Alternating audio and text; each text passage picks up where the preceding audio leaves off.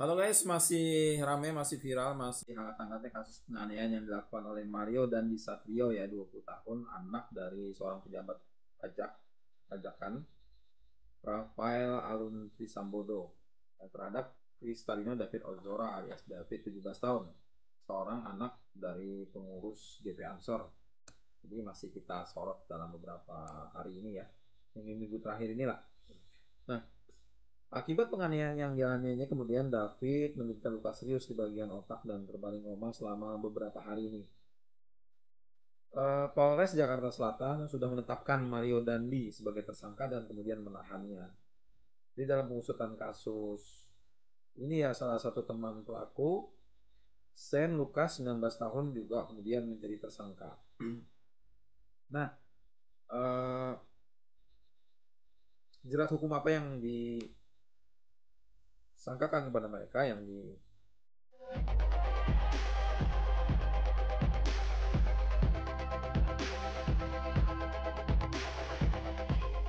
mereka jadi keduanya itu dijerat dengan pasal 76 C Undang-Undang Perlindungan Anak junto pasal 80 Undang-Undang Republik Indonesia nomor 35 tahun 2004 tentang perubahan atas Undang-Undang RI nomor 23 tahun 2022 ya, tentang perlindungan anak. Kemudian subsidiar pasal 351 KUHP tentang penganiayaan berat dengan ancaman 5 tahun penjara. Tuh, untuk jerat hukumnya guys. Kemudian kejadian penganiayaan ini kalau kita lihat ya, kita lihat kronologinya sedikit. Bermula kemudian saat pelaku mendapat aduan dari pacarnya ya. Dari pacarnya atau teman pacarnya, Agnes 15 tahun. Bahwa kemudian David ini, si korban ini pernah berbuat kurang ajar lah, tidak patut terhadap si Agnes. Yang kemudian peristiwanya diketahui dan disampaikan kepada Mario tadi. Dan David ini kan tadi mantan pacarnya si Agnes itu. Nah, si Agnes ini kemudian mengirim pesan ke David untuk bertemu dengan dalih ingin mengembalikan kartu pelajar, maksudnya kan supaya bisa ketemu, supaya merespon gitu kan. Oke, kita lihat Undang-Undang Perlindungan Anak.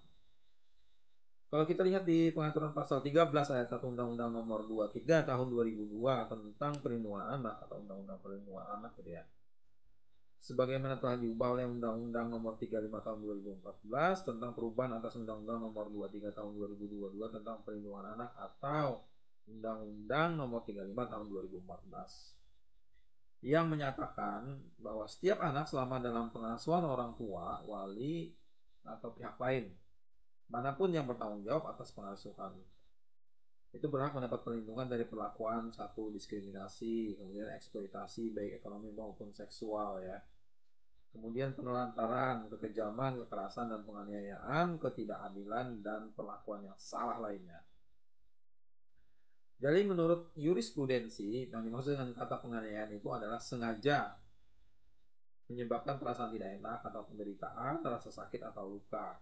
Contoh, rasa sakit terus ini bisa menimbulkan diakibatkan oleh mencubit misalnya kan, melupak, memukul, menempeleng dan lain sebagainya lah perlakuannya itu. Pukul memukul. Nah, pasal tentang penganiayaan anak ini sudah diatur khusus dalam pasal 76C Undang-Undang nomor 35 tahun 2014 kabar hukum ya, yang bunyinya itu setiap orang dilarang untuk menempatkan, membiarkan, melakukan, menyuruh melakukan atau turut serta melakukan kekerasan terhadap anak. Jelas. Sementara sanksi bagi orang yang melanggar pasal ini adalah pelaku kekerasan atau penganiayaan ini itu ditentukan dalam pasal 80 Undang-Undang nomor 35 tahun 2014 tentang perlindungan anak. Itu kalau kita lihat untuk penganiayaan yang berat ini ada di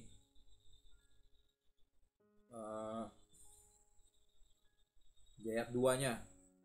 Dalam hal anak sebagaimana dimaksud pada ayat 1, luka berat, maka pelaku dipidana dengan pidana penjara paling lama 5 tahun. 5 tahun. Dan atau denda paling banyak 100 juta. Itu ancamannya untuk kalau misalnya dia luka berat. Jadi berdasarkan pasal 80 ayat 2 ini Undang-Undang nomor 35 tahun 2014 ya, pelakunya itu diancam pidana paling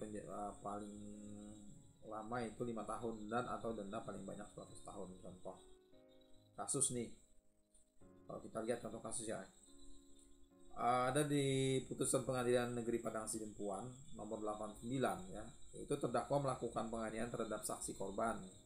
Penyebabnya adalah terdakwa itu khilaf oleh karena saksi korban telah memukul anak terdakwa yang berumur 13 tahun. Jadi terdakwa kemudian melakukan penganiayaan terhadap saksi korban, yaitu dengan tangan sendiri ya, tangan si terdakwa itu. Nah, akibat penganiayaan yang dilakukan terdakwa saksi korban kemudian mengalami luka dan berdarah. Akhirnya dengan mempertimbangkan pasal 80 Undang-Undang Nomor 35 Tahun 2014, hakim menyatakan terdakwa telah terbukti secara sah dan meyakinkan bersalah melakukan tindak pidana penganiayaan anak, dan kemudian menghukum pidana kepada terdakwa dengan pidana penjara selama 5 tahun, selama 5 bulan dan 10 hari. Itu guys, ini contoh pidana yang ringan, dan kasus yang sekarang sedang tidak pidana ini kemungkinan besar akan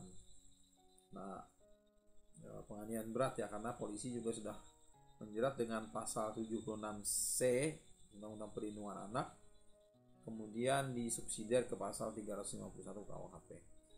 Gimana pendapat kalian guys? Silahkan sampaikan di kolom komentar. Jangan lupa tetap like, share, komen, dan subscribe. Kita akan berjumpa lagi nanti di video berikutnya.